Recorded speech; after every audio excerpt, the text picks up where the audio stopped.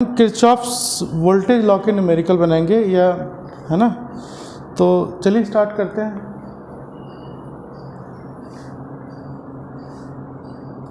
Class 12 physics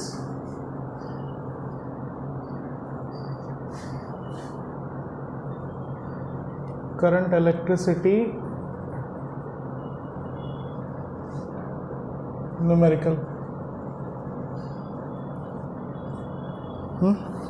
अब एक question है, find current in circuit. Find current in circuit.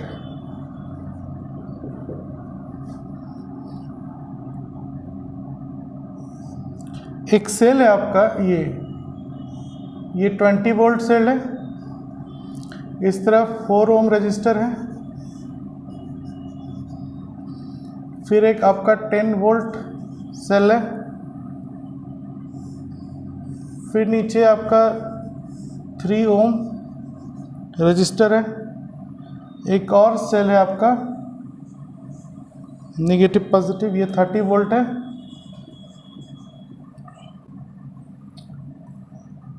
इधर 1 ओम रजिस्टर है,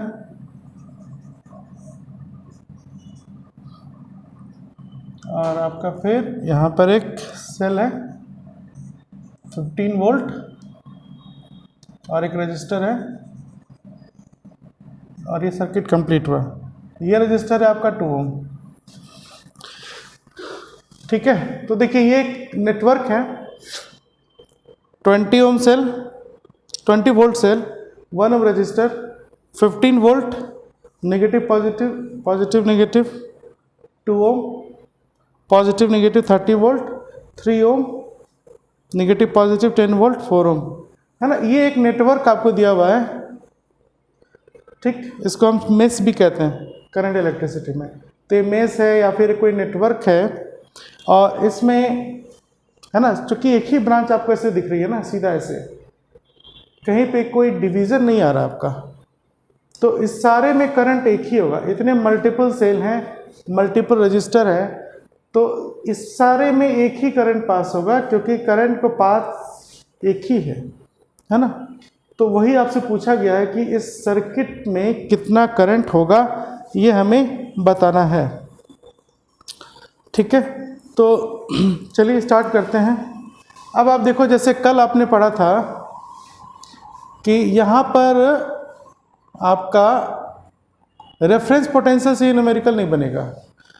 आपको पता है, मैंने कल बताया था रेफरेंस पोटेंशियल से क्यों नहीं बनेगा ये, क्योंकि कोई भी सेल जो है फ्री नहीं है, सबके साथ रजिस्टर है। तो जब सारे सेल के साथ रजिस्टर लगा हो तो वो रेफरेंस पोटेंशियल वाले कंसेप्ट यहाँ अप्लाई नहीं होंगे। अब मुझे यहाँ पर इसको किरचॉफ लॉ से ही बनाना पड़ेगा, और कोई दूसरा रास्ता नहीं है। और किरचॉफ लॉ क्या कहता है आपका, किरचॉफ का जो सेकेंड लॉ है आपका, फर्स्ट लॉ तो है sum of current meeting at a junction is zero, और सेकेंड लॉ है आपका sum of potential difference is zero, है ना। तो यही अप्लाई करेंगे। और पोटेंशियल डिफरेंस क्या होता है आपका, I इंटू आर। तो हर जगह ये जहाँ भी रजिस्टर होगा वहाँ पोटेंशियल ड्रॉप होता जाएगा। ठीक है, तो चलिए हम किरचॉफ्स वोल्टेज लॉ को अप्लाई करते हुए इस न्यूमेरिकल को सॉल्व करते हैं। सबसे पहले आपको ये देखना होगा कि अब मैंने आपको पहले ही बता दिया कि इसमें एक ही करंट पास होगा, तो किधर से हम पास करें करंट। मान लो आपका इसमें जो सबसे बड़ा सेल है, ऐसे कोई ज़रूरी नहीं है आप एक ही करंट पास होना है। तो जैसे ही बैटरी है 30 वोल्ट, ये 15 वोल्ट, ये 20 वोल्ट और 10 वोल्ट, तो मैं क्या करता हूँ, यहाँ से ये करंट पास कर देता हूँ। मान लीजिए ये आई करंट पास हो रही है, ये आई करंट इधर भी जाएगी, ऐसे आएगा, ये आई करंट इधर भी आया, ठीक है। फिर ये करंट ऐसे जाएगा, ऐसे आएगा, इसमें भी आई, इधर भी आई, ठीक है। इस तरह से एक करंट की पाथ हो गई। इस रजिस्टर पे भी आपका आई करंट इस तरह पास होगा। ठीक है, ये चीज़ें समझ में आ रही है। तो आप जरूरी कहीं से भी एक करंट को ले लीजिए, बस सर्किट में ये देखना चाहिए कि करंट जो है आपका पॉजिटिव टर्मिनल से निकलता हुआ दिखाई दे, कोई भी एक सेल, है ना। तो जैसे मैंने हायर वोल्टेज का ले लिया, यहाँ से पास करा दिया सारा। अब ठीक है, अब हम अप्लाई करेंगे वोल्टेज लॉ। ठीक है, इतना आपको समझ में आ गया। तो अब हमारा जो नेक्स्ट पार्ट है उसमें जैसे हम लूप लेंगे तो मुझे वोल्टेज लॉ लगाने के लिए एक लूप बनाना पड़ेगा। ठीक है, उस लूप, चूँकि करंट मैंने इधर से स्टार्ट किया है तो हमारी लूप इधर से ऐसे ले लेते हैं, ऐसे। अब इसका नाम दे देते हैं हम A B C D, है ना। तो एक क्लोज लूप हो जाएगा। In close loop A B C D A। ठीक है, अब आपने क्या सीखा है कि जैसे यहाँ से हम स्टार्ट कर रहे हैं, A से चल रहे हैं और वापस A पे आएंगे, है ना। तो A पॉइंट की जो भी पोटेंशियल होगी, यहाँ से चल के अगर वापस इसी पे आओगे तो चेंज इन पोटेंशियल डिफरेंस 0 हो जाएगा, है ना। तो मतलब हम क्या करेंगे, यहाँ से सारा पोटेंशियल ड्रॉप लेंगे, वापस A पे आएंगे और लिख देंगे नेट पोटेंशियल डिफरेंस 0। अब वो कैसे करना है वो देखिए। जैसे हम इधर चल रहे हैं और करंट की पाथ भी इधर ही है, तो यहाँ जो वोल्टेज होगा, इस रजिस्टर पे जो वोल्टेज ड्रॉप आएगा वो होगा IR। तो I करंट हो गया और रेजिस्टेंस हो गया 3। ठीक है, तो हम जैसे यहाँ पे लिखेंगे 3I, तो ये पोटेंशियल डिफरेंस हुआ या पोटेंशियल ड्रॉप हुआ रजिस्टर का। अब चूंकि हम करंट के पाथ में ही चल रहे हैं तो ये वैल्यू क्या हो जाएगी आपकी, नेगेटिव हो जाएगी, है ना। करंट के पाथ में ही चल रहे हैं, जैसे करंट ऐसे चल रहा है तो हम इधर ही चल रहे हैं, तो ये वैल्यू हमारी नेगेटिव आ गई। अब आप यहाँ पे आ जाओ, जैसे ही आप निगेटिव से पॉजिटिव पे आ जाएंगे, ठीक है, तो यहाँ पोटेंशियल डिफरेंस क्या है आपका 30 वोल्ट। तो निगेटिव से पॉजिटिव आने पे ये चीज़ जो 30 है वो प्लस हो जाएगी। क्यों? क्योंकि हम पॉजिटिव टर्मिनल पे आए, तो ये पूरा का पूरा 30 वोल्ट आ गया, है ना। निगेटिव से पॉजिटिव पे आए तो ये 30 वोल्ट हमारा पॉजिटिव हुआ। अब इधर आइए, करंट के पाथ में चल रहे हैं तो ये पोटेंशियल डिफरेंस यहाँ का 2I ये माइनस हो जाएगा। ठीक है, फिर देखो यहाँ से सेल है या बैटरी है, तो यहाँ से जैसे हम इधर जाएंगे तो ये 15 वोल्ट है और हम यहाँ से जंप करके यहाँ पे आए तो निगेटिव टर्मिनल पे आए ना, तो जैसे ही निगेटिव टर्मिनल पे हम पहुँचे हैं तो ये माइनस हो जाएगा।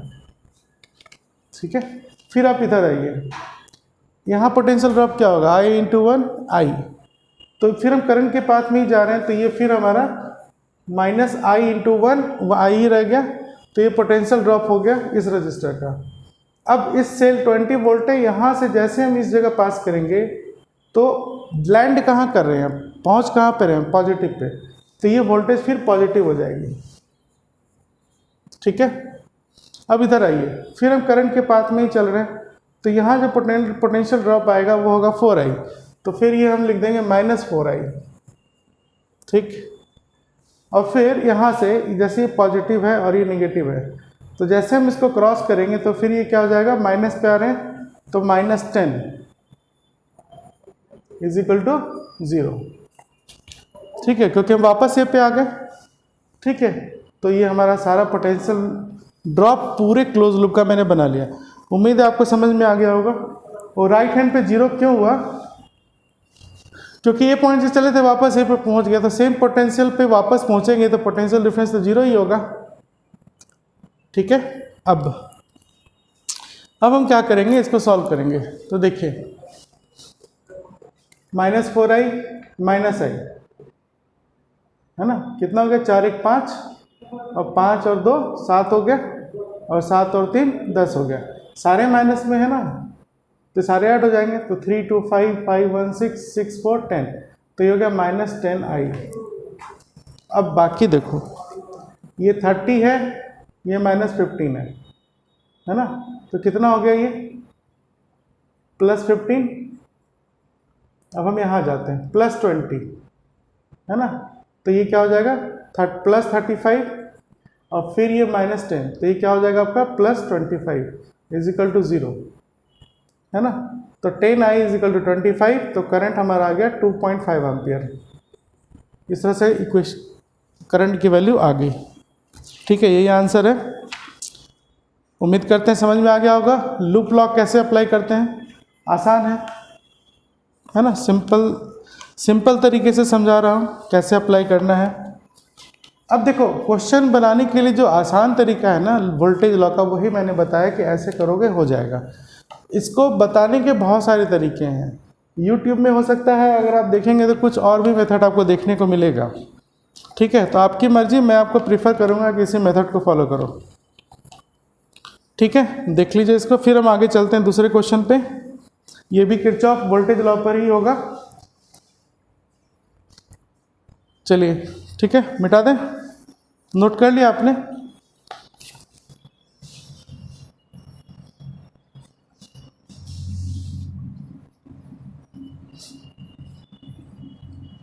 जय भोले, अरे जा भाई।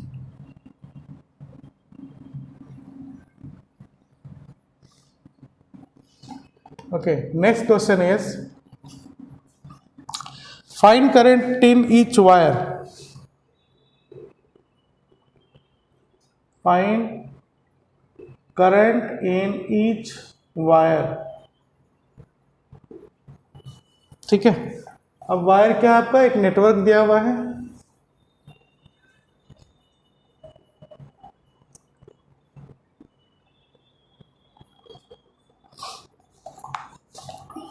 देखिए, ये आपका निगेटिव और ये है पॉजिटिव। ये पॉइंट है ई, फिर ये आपका नेगेटिव और ये आया पॉजिटिव। ये हो गया 50 वोल्ट।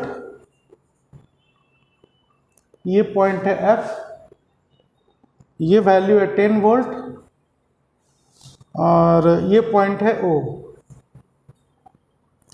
ई से एक रजिस्टर आया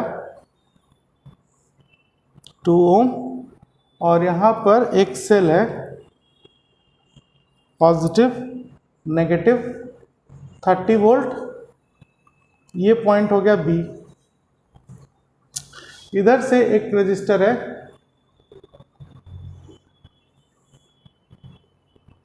ए पॉइंट और ये रजिस्टर है 1 ओम और यहाँ से एक और रजिस्टर है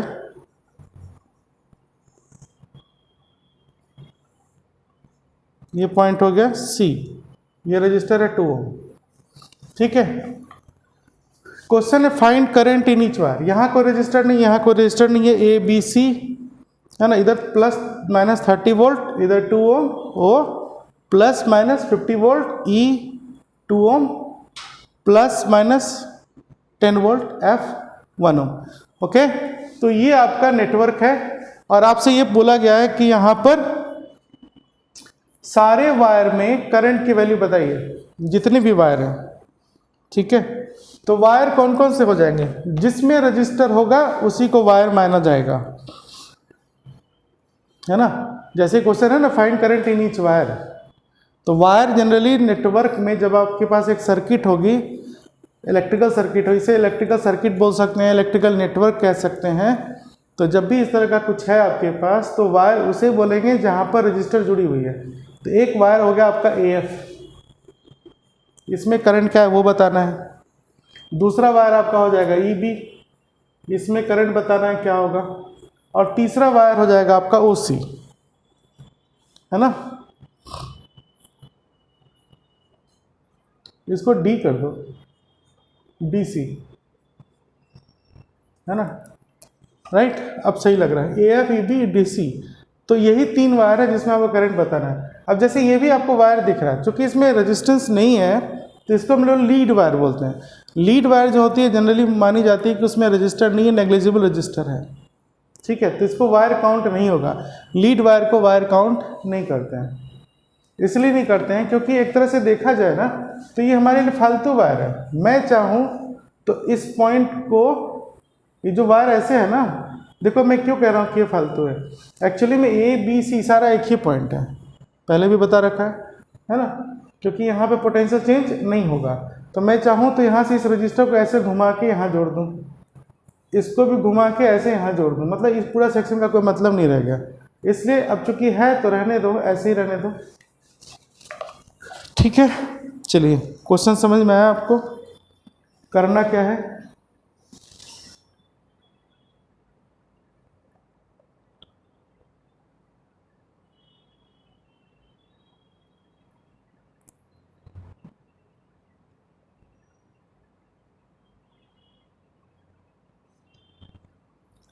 ठीक है, चलिए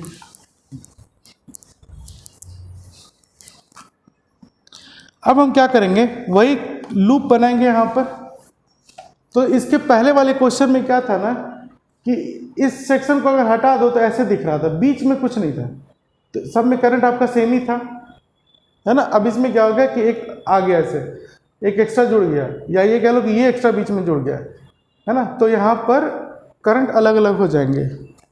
तो करंट अलग अलग हो जाएगा तो उसको हम कैसे बनाएंगे, तो हमें लूप मानना पड़ेगा। मान लीजिए मैं एक लूप ये वाला लेता हूँ, ABEF, है ना। ये लूप यहाँ से स्टार्ट करते हैं, ये ऐसे।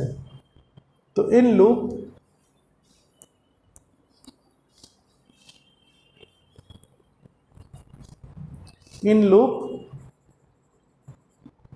ABEF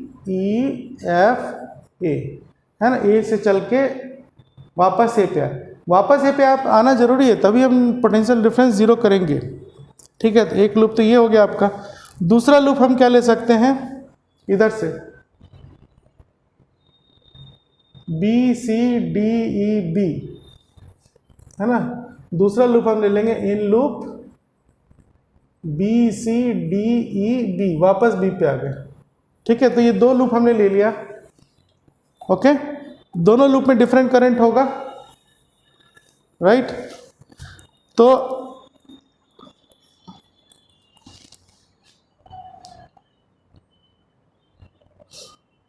अब आप देखिए क्या होगा, इसमें से जो करंट होगा वो मान लेते हैं I1 है, और इसमें जो करंट होगा वो हम मान लेते हैं I2 है, ठीक है। तो कैसे मानेंगे करंट, तो इधर पॉजिटिव से नेगेटिव ये हमने ऐसे लिया, ये करंट मान लिया मैंने ऐसे I1, ठीक है। तो करंट अगर मैंने ऐसे लिया, इसका मतलब इधर से ऐसे करंट जा रही है, यही I1 है, ठीक है। इधर भी आपकी क्या हो जाएगी I1, है ना, ऐसे ये आ गया। मिडिल वायर में करंट बाद में बनाएंगे, क्योंकि ये जो है कॉमन आर्म है, और इसमें जो करंट जा रही है आपकी, मान लेते हैं वो ऐसे जा रही है I2, ठीक। तो इस जंक्शन पे ये दोनों करंट जुड़ जाएगा, तो इसमें यहाँ जो करंट आएगा वो होगा I1 प्लस I2, और यहाँ पर आएगा तो देखो I1 प्लस I2 आ रहा है, और इसका एक पार्ट I1 इधर चला गया, दूसरा पार्ट I2 इधर आ गया, और ये I2 फिर ऐसे जा रहा है, यहाँ पर I2 है, ये आपका I2 ऐसे आ गया, ठीक है। तो ये करंट हमने बना लिया। तो ये बनाना कोई ज़रूरी नहीं है कि आप ऐसे ही करें, आप चाहें तो इसको उल्टा ऐसे कर सकते हैं, इधर से I1 आएगा, इधर से I2 आएगा, और फिर I2 ऐसे चला जाएगा, उससे कोई फर्क नहीं पड़ता है। जंक्शन पे वैल्यू चेक करना ज़रूरी है, जिससे आपको पता चले कि आपने जो दोनों तरफ करंट लिया है वो सेम पाथ में चल रहा है, कहीं कोई कॉन्ट्राडिक्शन नहीं है, ठीक है। तो ये करंट की वैल्यू आ गई। अब हम लूप इक्वेशन बनाते हैं। तो जैसा हमने पहला ही लूप लिया आपका ABEFA, है ना। तो ऐसे चलेंगे, ए से चल रहे हैं, तो देखो ए से चलते हुए नेम के अकॉर्डिंग ही चलना है, ABEFA ऐसे लिया है, तो हम ऐसे चल रहे हैं। तो जैसे हम यहाँ पे ऐसे ऊपर जा रहे हैं, तो करंट का पाथ मुझे उल्टा दिख रहा है ना। तो यहाँ तो कोई रजिस्टर है नहीं, छोड़ दो, यहाँ पे कुछ नहीं आएगा। पहले सेल मिला मुझे, माइनस से प्लस आए, तो जैसे ही माइनस से प्लस आए तो ये 30 वोल्ट जो है हमारा क्या हो गया, प्लस हुआ। अब करंट ऐसे आ रही है, हम जा ऐसे रहे ऊपर की तरफ, बिल्कुल अपोजिट। तो यहाँ जो पोटेंशियल ड्रॉप होगा वो क्या होगा, प्लस होगा, +2 I1 प्लस I2, ठीक। फिर यहाँ से इस तरफ जाना है, तो एक रजिस्टर नहीं है, छोड़ दीजिए, करंट से मतलब नहीं है यहाँ पे। अब देखो सेल 10 वोल्ट है, पॉजिटिव से निकल के निगेटिव पे आए, तो ये क्या हो गया आपका, निगेटिव पे पहुंचे हो ना, तो ये हो गया -10, ठीक है। अब देखिए इधर से हम आ रहे हैं और करंट उल्टा जा रही है, तो ये जो पोटेंशियल ड्रॉप होगा ये पॉजिटिव होगा, तो प्लस I × 1 I1, है ना, और कुछ है नहीं। तो ये सारा मिलकर क्या हो गया यहाँ पर 0। अब इसको सॉल्व कर लीजिए, 30 - 10 20 हो गया, +2 I1 +2 I2 प्लस I1 = 0, ठीक। 2 I1 + I1 3 I1 +2 I2 = -20, ये हमारा फर्स्ट इक्वेशन आ गया। ठीक है, अब इसी तरह हम सेकेंड लूप का इक्वेशन बनाएंगे, जो हमारा सेकेंड लूप है उसका इक्वेशन बनाएंगे। अब ये क्या होगा आपका, देखिए ऐसे चल रहे हैं b c d e b, ऐसे चल रहे हैं। बी से सी जाने में मुझे कोई रजिस्टर नहीं मिला। जब हम इधर जा रहे हैं तो करंट के पाथ में ही जा रहे हैं, करंट ऐसे जा रही है और हमें जाना इसी तरह है। तो ये जो पोटेंशियल ड्रॉप होगा 2I2, ये क्या हो जाएगा आपका नेगेटिव, तो -2I2 यहाँ पे काम हो गया। अब यहाँ से देखो, इस सेल को 50 वोल्ट का है और हम पॉजिटिव से क्रॉस करके निगेटिव पे आ रहे हैं, तो पॉजिटिव से क्रॉस करके निगेटिव पे आएंगे तो ये 50 क्या हो गया, -50 हो गया। ठीक है, अब फिर इधर जा रहे हैं, तो हम जा रहे हैं इधर और ये करंट के पाथ में जा रहे हैं, तो ये वैल्यू अब क्या होगी, माइनस होगी, तो -2I1 + I2। फिर देखिए इस पॉजिटिव 30 से नेगेटिव 30 पे पहुंचे, तो ये हो जाएगा आपका -30 = 0, और कुछ है नहीं। अब आप इसको सॉल्व कीजिए, तो -2I2 -50 - 30 -80 -2I1 -2I2 = 0। ठीक है, तो -2I1 -2 -4I2 -80 को उधर ले जाओ तो ये हो जाएगा +80। ठीक है, अगर मैं 2 कॉमन ले लूँ इससे, -2 मान लीजिए कॉमन ले लेता हूँ, तो ये क्या हो जाएगा आपका I1 + 2I2 = 80। तो I1 + 2I2 = क्या आ गया, -40। सेकेंड इक्वेशन हो गया। तो इस तरह से दो लूप में मैंने दो इक्वेशन बना लिया। ठीक है, अब हमें इन दोनों लूप को सॉल्व करना है और सॉल्व करके I1 I2 की वैल्यू निकाल लेंगे। फिर हमें करंट, सारे वायर में जो करंट होगा वो निकल जाएगा। ठीक है, तो इस नेटवर्क का तो काम नहीं है, अब हम मिटा देते हैं इसको, क्योंकि मुझे पता है सही बना है, इसलिए मिटा देते हैं। ऐसे इसकी ज़रूरत पड़ जाती है, मान लो कोई इक्वेशन गलत है तो मुझे वापस इस नेटवर्क को ही देखना होगा, है ना। चलिए फाइन, तो हम ऐड करते हैं इसको। पहला इक्वेशन क्या आपका, 3I1 + 2I2 = -20, और फिर आपका I1 + 2I2 -40। ठीक है, आप ध्यान देना ये सब मुझे नहीं आता है। ठीक है, ये कट गया, तो 2I1 = हो गया 20, I1 निकल के आ गया 10 एम्पियर। I1 की वैल्यू आ गई। अब I2 निकाल लो किसी एक से, तो फ्रॉम 2, है ना, 2I2 आपका 30 हो गया, तो I2 15 एम्पियर आ गया, है ना, यही होगा ना। I1 वहाँ 10 रखेंगे तो नहीं, देखो -40 है ना, पूरा डाल ही दो। 10 + 2I2 = -40 है ना। टाइम ख़राब होता है जल्दीबाजी में, तो ये हो गया -50, तो I2 निकल के आया -25 एम्पियर। देखो करंट निगेटिव होगा नहीं, ये निगेटिव ये शो कर रहा है ना कि नेटवर्क मैंने जो डायग्राम बनाया है, तो I2 मैंने जिस तरह बनाया ना कैसे जा रहा है, एक्चुअली में वो ऐसे नहीं जाएगा।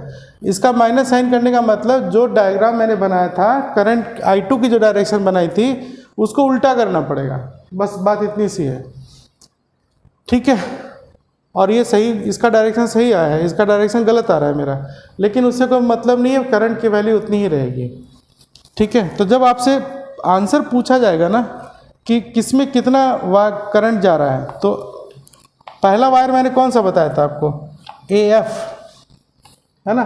तो AF में कौन सी करंट थी डायग्राम में, I1 थी, तो I1 की वैल्यू क्या है, 10 एम्पियर, है ना। और इसकी डायरेक्शन मैंने क्या बनाई थी, A to F, तो इसका आंसर A to F ही होगा, ये सही है चूँकि ये वैल्यू पॉजिटिव आई है।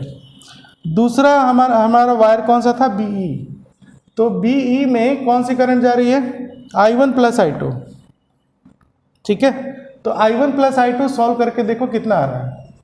तो I1 हो गया 10 और I2 हो गया -25, तो ये कितना निकल के आया, -15 एम्पियर, है ना। अब ये -15 एम्पियर आया और हमारी जो डायरेक्शन थी वो थी E टू B, जो ये जो डायरेक्शन था वो डायग्राम में था, है ना। तो आंसर क्या हो जाएगा, 15 एम्पियर B टू E, है ना। हमें इसको अपोजिट करना होगा, ये आंसर होगा कि B वायर में करंट जो है 15 एम्पियर होगा, B से E जाएगा, ठीक।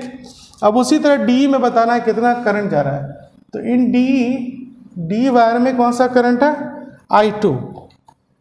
तो I2 की वैल्यू हमारी कितनी आई है, -25, और डायग्राम में हमने डायरेक्शन क्या लिया है, C टू D, है ना। तो हमारा आंसर हो जाएगा I2 है 25 एम्पियर D टू C, ये आंसर होगा।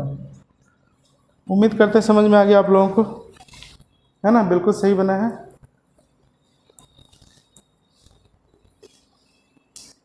D टू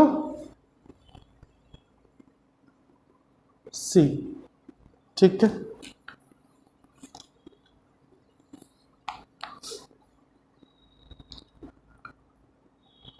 जहां सेल है वो भी वायर मानी जाती है, तो सेल या रजिस्टर कुछ होना चाहिए। तो सबका आप बता सकते हो, इसमें जितने भी वायर हैं, है ना, नीचे का AB और BC छोड़ के बाकी सारे हॉरिजॉन्टल वायर है उसमें भी आप करंट बता सकते हैं। जैसे ऊपर में राइट हैंड साइड पे आपका एक वायर दिखेगा D टू E, है ना। तो D टू E में हमारा I2 जा रहा है ना। तो उसकी I2 की वैल्यू क्या है, 25 एम्पियर। डायग्राम में हमने डायरेक्शन बनाया D टू E, आपका आंसर होगा 25 एम्पियर E टू D। क्यों, I2 की वैल्यू निगेटिव आ रही है,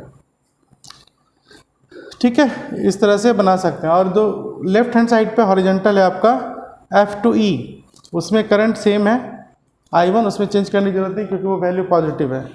ओके, समझ में आया आप लोगों को, है ना। तो ये लूप कैसे बनाई जाती है,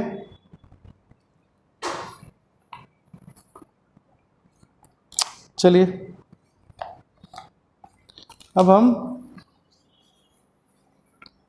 आगे चलते हैं।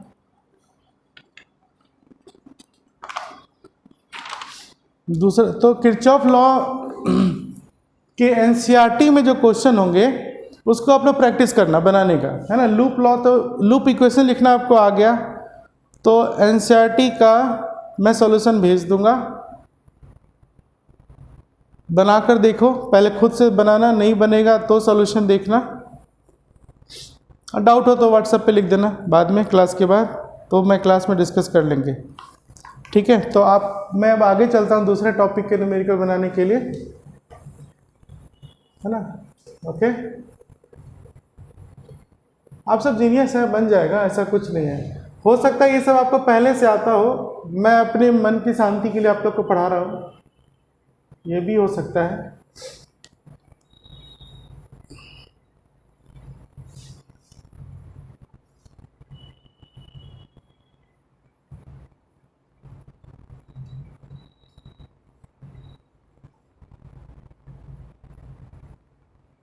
चलिए,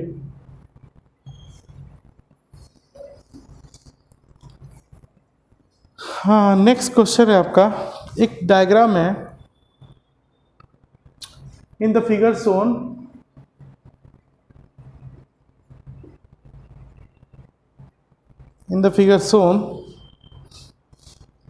B1, B2 and B3 are 3 bulbs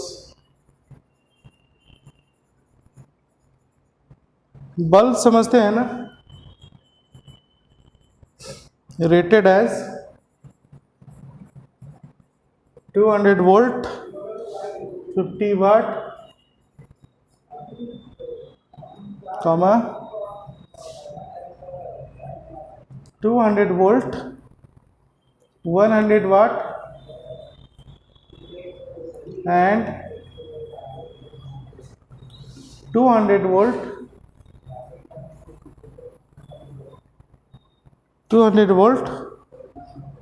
25 watt respectively. इस तरह से जो ब्रैकेट में लिखी जाती है ना, एक वोल्टेज और एक पावर, तो इसको बोला जाता है कि ये पावर ग्रेटिंग लिखा हुआ है। ठीक है, तो इस क्वेश्चन में एक डायग्राम है, मैं बनाऊंगा, जिसमें 3 बल्ब हैं, B1, B2 और B3। इन तीनों की पावर रेटिंग दी हुई है।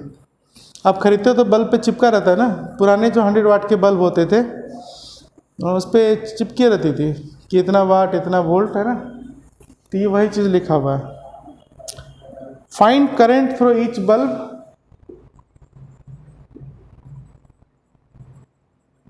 Find current through each bulb and, पहला तो ये निकालना है। और दूसरा क्या है क्वेश्चन में, which bulb will give more light, कौन सा बल्ब सबसे ज्यादा लाइट देगा, है ना, समझ में आया? ये क्वेश्चन है आपका। अब डायग्राम बना देते हैं। तो डायग्राम जो है आपका ये है, बल्ब 1, बल्ब 2, बल्ब 3 और यहाँ पर 200 वोल्ट का एक सेल लगा हुआ है।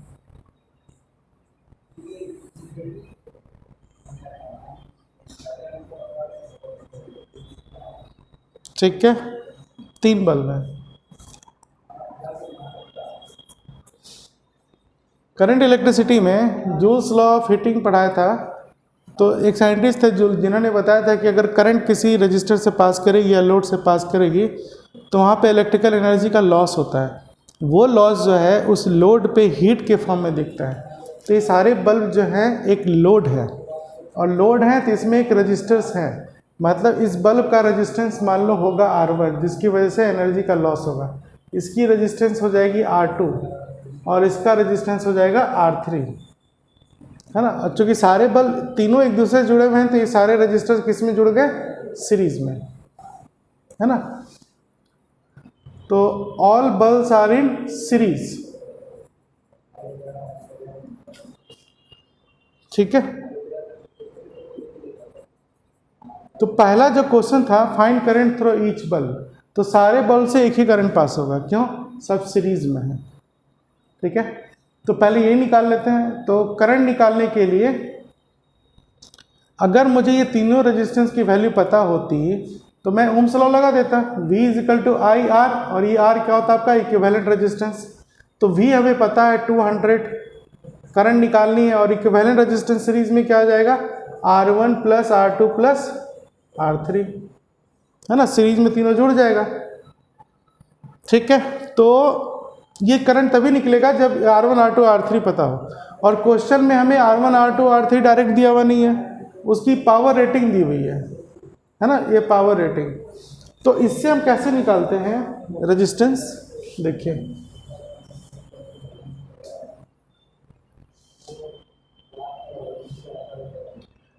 ये क्या है आपका वोल्टेज है और ये क्या है आपका पावर। तो इन दोनों में रिलेशन क्या होता है, पावर और वोल्टेज में। अगर मुझे रेजिस्टेंस निकालना हो तो देखो पावर का फॉर्मूला होता है I² V² R या फिर VI। ठीक है, यही होता है। मुझे ये जो पावर ग्रेटिंग की जो रेटिंग दी हुई है तीनों बल्ब की, इससे मुझे रेजिस्टेंस निकालना है, रेजिस्टेंस निकालने की ज़रूरत है ना।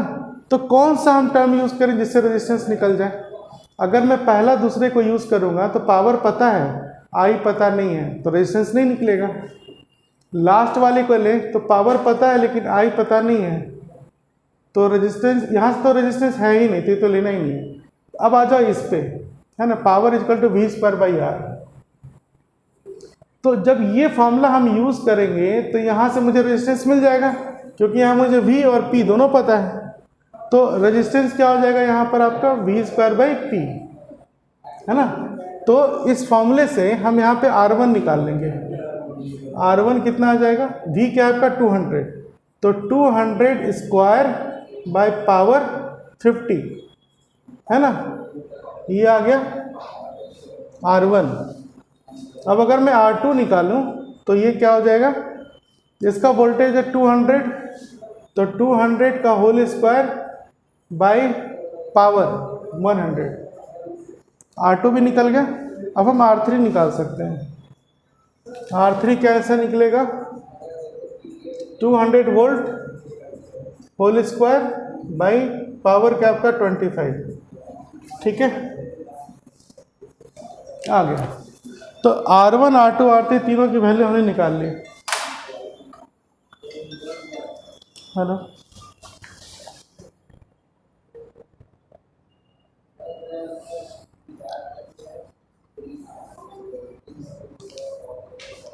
ठीक है, ओके। तो अब क्या होगा, देखिए तीनों रेजिस्टेंस निकल गया हमारा, ये फॉर्मूले लगा के यूज़ किया, वी स्क्वायर बाई पी लगा कर यूज़ कर लिया। तो अब ये वैल्यू हम यहाँ पे डाल देंगे R1, R2, R3 में। 200 is equal to I, R1 हो गया आपका 200 होल स्क्वायर बाई 50, R2 हो गया 200 whole square by 100 plus R3 हो गया आपका 200 होल स्क्वायर बाई 25, है ना, ये आ गया। तो फिर 200 इज इक्वल टू आई है,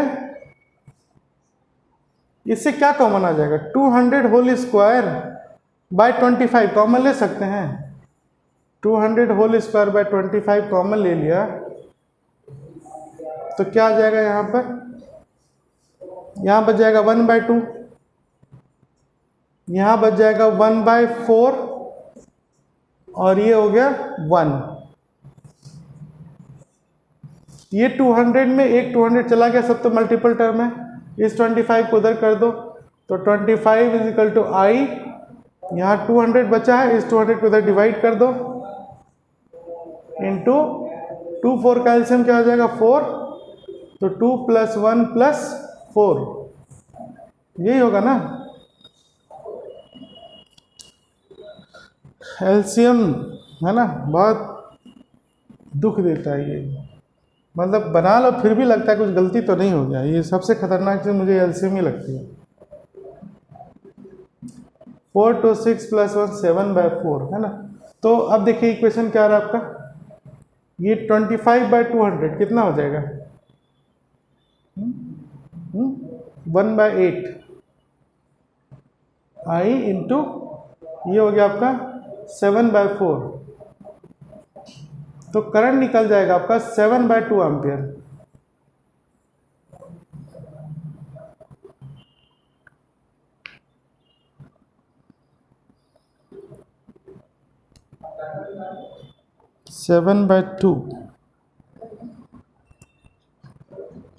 आंसर है 1/14 एम्पियर आना चाहिए।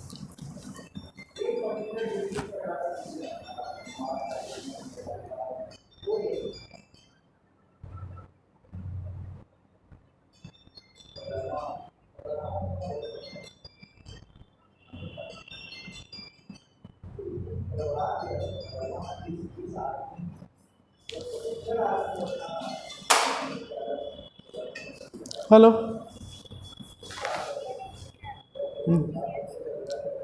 अच्छा चला रहा हूँ, देखता हूँ, देखो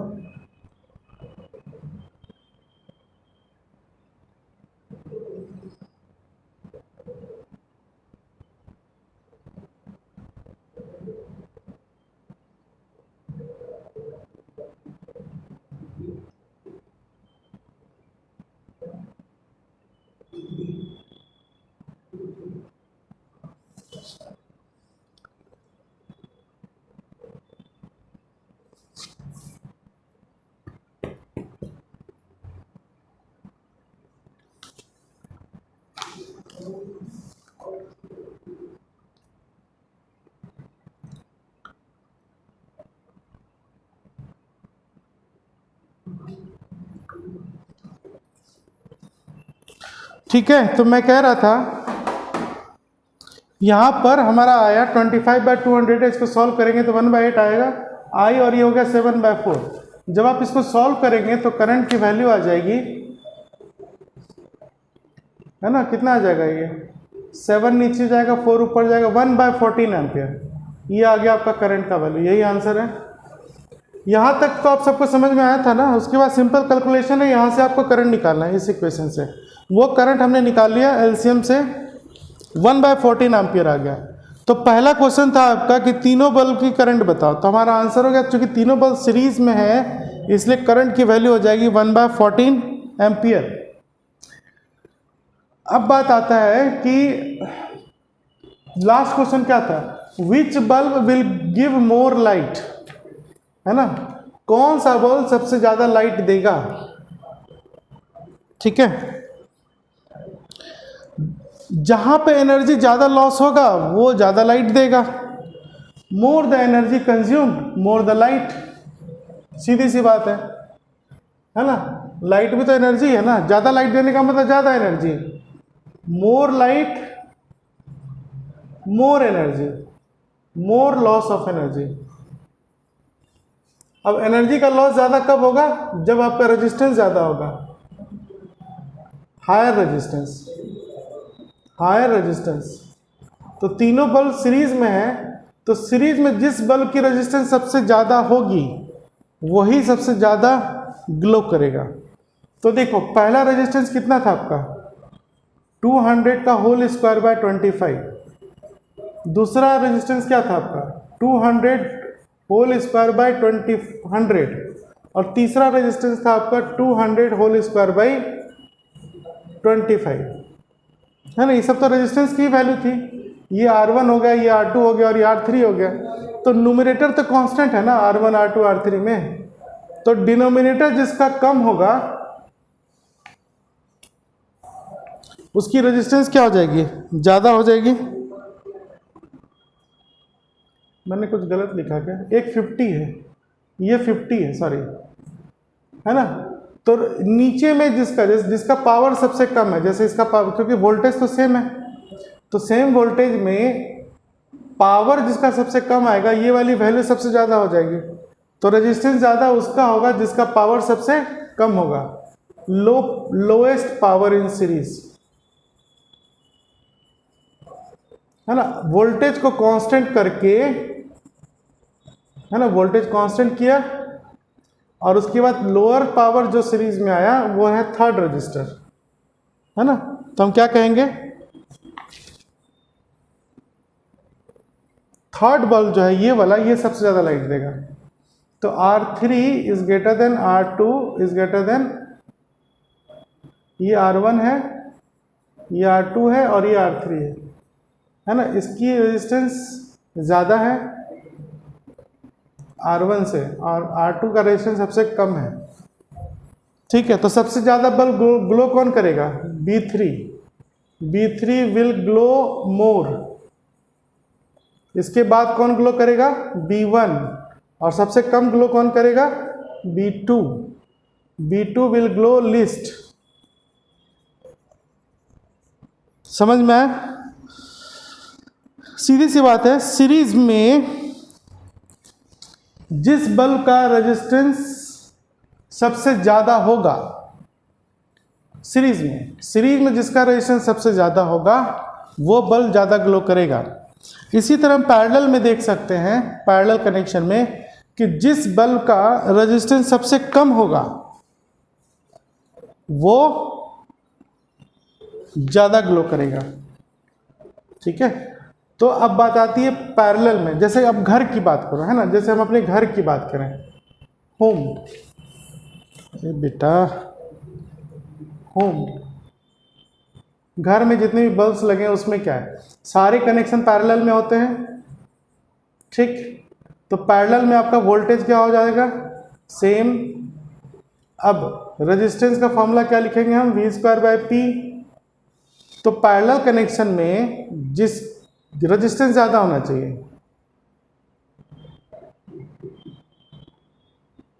तो पावर क्या होगा, सबसे कम, नहीं, रेजिस्टेंस सबसे कम, पावर देखना है ना। देखो पैरेलल में आप देखो पावर क्या हो जाएगा आपका v²/r, ठीक है। तो जिसकी पावर ज़्यादा होगी वो ज़्यादा ग्लो करेगा, ठीक है। तो घरों में सबसे ज़्यादा पावर का बल्ब लगाया जाता है, बोलते हो 100 वाट का दो, 25 वाट का कम लाइट देगा, है ना, इसीलिए बोलते हैं ज़्यादा वाट मतलब ज़्यादा पावर। इवन एलईडी भी लेते हैं तो 25 वाट का लेंगे तो वो 9 वाट से ज़्यादा ग्लो करेगा, और ज़्यादा वाट लेंगे तो वो ज़्यादा ग्लो करेगा, ठीक है। तो कहने का मतलब पैरेलल कनेक्शन में कोई बल्ब ज़्यादा ग्लो तब करेगी जब उसका पावर ज़्यादा होगा, और सीरीज में कोई बल्ब सबसे ज़्यादा ग्लो कब करेगी जब उसका रेजिस्टेंस सबसे ज़्यादा होगा। रेजिस्टेंस सबसे ज़्यादा होने का मतलब पावर सबसे कम, पावर लोएस्ट पावर, ठीक है। क्लियर, ये चीज़ें क्लियर हो गई आपको, कहानी खत्म। ये सारे क्वेश्चन आपको 10th में भी बनाने थे इस तरह के, पावर वोल्टेज, है ना। तो जब आप 10th में जाओगे ना 12th के बाद, तो वहाँ आपसे बन जाएगा, ठीक है।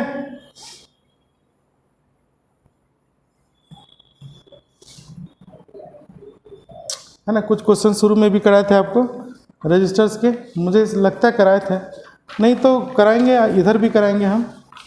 तो जैसे एक क्वेश्चन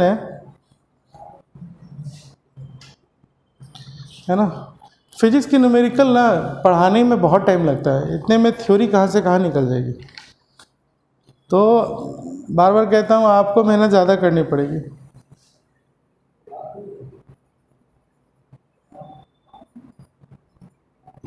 टेन ओम आपको ज़्यादा टेंशन लेने की ज़रूरत नहीं। फिजिक्स का न्यूमेरिकल एनसीईआरटी का बना समझते हुए, फिर प्रीवियस ईयर से क्वेश्चन बना लीजिए।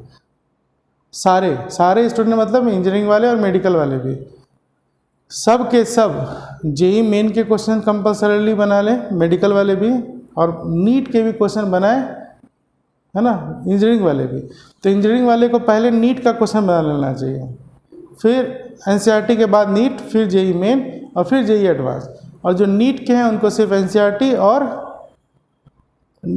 जेई मेन के, नीट का उनको बनाने से कोई फ़ायदा नहीं है। नीट आपको बनाने से सिर्फ यह होगा कि आइडिया लग जाएगा, लेकिन जेई मेन दोनों को बनाना है। 10 ओम, 6 ओम, 20 ओम। नीट के क्वेश्चन इजी होते हैं, उससे आपको कॉन्फिडेंस मिलेगा बनाने में। जो मैं बोलता हूँ ना कि इजी क्वेश्चन बना, मतलब नीट के बना लो प्रीवियस ईयर। ये पॉइंट आ गए बी। फिर ये 10 ओम है, ये आ गया 5 ओम। ये पॉइंट हो गया ए और बी, है ना। ये एक नेटवर्क दिया हुआ है, इधर कोई रजिस्टर्ड नहीं है, इधर कोई रजिस्टर्ड नहीं है।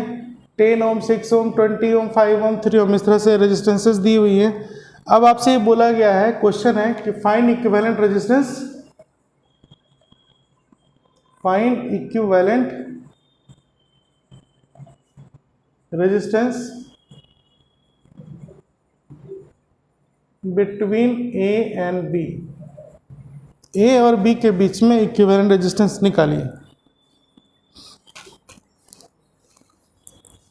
ठीक है। ए और बी के बीच में इक्विवेलेंट रेजिस्टेंस निकालना है। तो जब भी आपको लगे ना कि 5 रजिस्टर है तो व्हीटस्टोन ब्रिज हो सकता है। तो काउंट करो, जैसे यहाँ दिख रहा है मुझे 1 2 3 4 और एक 5, है ना, 5 रजिस्टर है। तो ये 5 रजिस्टर व्हीटस्टोन ब्रिज हो सकते हैं। कंडीशन क्या है, आपको देखो, एक पॉइंट है ए और एक पॉइंट है बी, यही 2 पॉइंट है।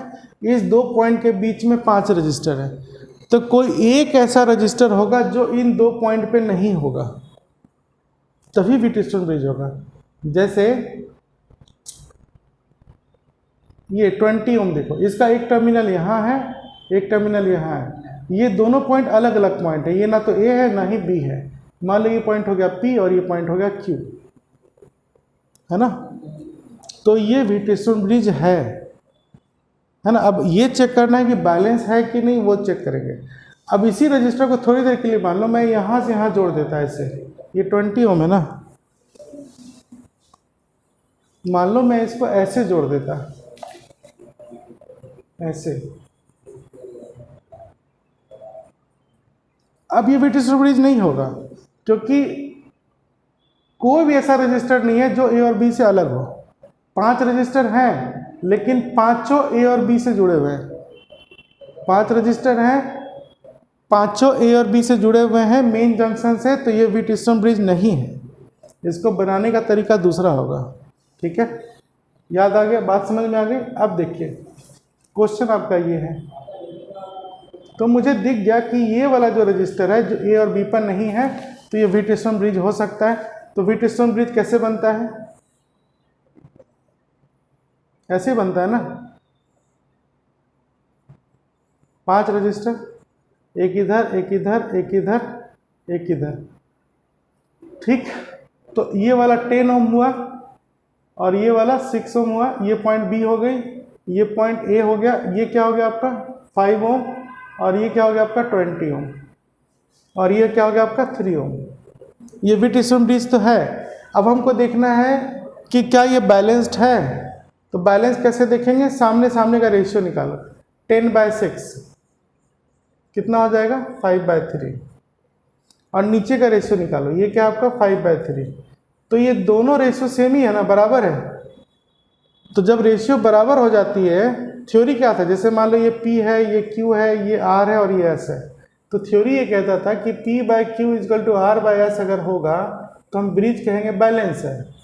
और जैसे ही ब्रिज बैलेंस्ड हो जाएगी तो जो रजिस्टर ए और बी पे नहीं था, जैसे डायगोनल वाला, इस पे कोई करंट पास नहीं होगा, यहाँ से कोई करंट पास नहीं होगा, मतलब ये पॉइंट और ये पॉइंट सेम पोटेंशियल पे आ जाएगा, है ना। कहने का मतलब Vp = क्या हो जाएगा? VQ।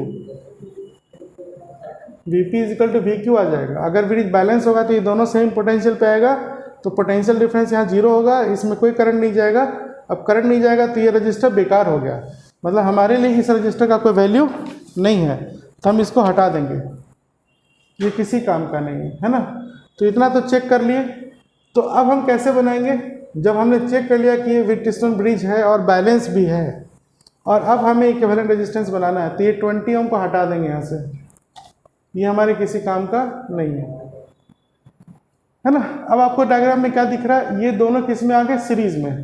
तो एक बना दो रजिस्टर 16 ओम, सीरीज में दोनों जुड़ जाएगा। नीचे आपका ये फिर कितना हो गया? 8 ओम, है ना। अब ये दोनों आपस में किस में हो गए? पैरेलल में, क्योंकि ये पॉइंट ए है, ये पॉइंट बी है, ये पॉइंट ए है, ये पॉइंट बी है, तो ये पॉइंट ए हुआ, ये बी हुआ, ये ए हुआ, ये बी हुआ, तो मतलब ये दोनों पैरेलल हो गए। तो पैरेलल में इक्विवेलेंट रेजिस्टेंस कैसे निकलता है दो रजिस्टर्स का? R1 R2 by R1 + R2, है ना। तो 16 × 8 डिवाइड बाई 16 + 8 कितना हो जाएगा? 16 × 8 बाई ये हो जाएगा 24, 16/3 ओम। तो इक्विवेलेंट रेजिस्टेंस आ गया 16/3 ओम। ठीक है, यही आंसर है। समझ में आया कैसे बना? तो ऐसे ही एक क्वेश्चन कैपेसिटर का भी हो सकता है ना। रजिस्टर की जगह मान लो कैपेसिटर कनेक्ट कर दिया इसी डायग्राम में, तो वो भी इसी तरह बनेगा, है ना। बस कैपेसिटर के फॉर्मूले अलग हो जाते हैं सीरीज और पैरेलल के। टेक्निक यही है, जब भी मान लो 5 रजिस्टर हो या 5 कैपेसिटर हो, तो आपको डाउट होना चाहिए कि क्या ये व्हीटस्टोन ब्रिज है और क्या बैलेंस्ड है। तो वो कैसे चेक करना है वो तो मैंने आपको बताया। तो कैपेसिटर में भी यही काम करना है, रजिस्टर में भी यही काम करना है। ठीक है, कंडीशन यही है कि जिस रजिस्टर को आप हटाओगे वो मेन जंक्शन जिसके अबाउट आपको निकालना है इक्विवेलेंट रेजिस्टेंस, है ना, उस पर नहीं होना चाहिए। ठीक है, चलिए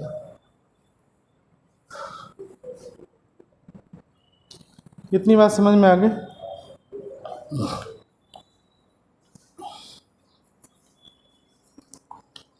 तो मैं एक काम करता हूँ, आपको आज ट्यूसडे है ना, वेडनेसडे थर्सडे तक मुझे कंप्लीट करना है। तो काफ़ी पैटर्न के तो आपको मैंने बता दिए हैं, तो कुछ क्वेश्चन मैं आपको शेयर कर देता हूँ व्हाट्सएप पे PDF, आप लोग उसको बनाइए, है ना। पोटेंशियोमीटर्स, मीटर ब्रिज, ये सब तो करा दिया। व्हीटस्टोन ब्रिज हो गया, सीरीज पैरेलल भी बता ही दिया।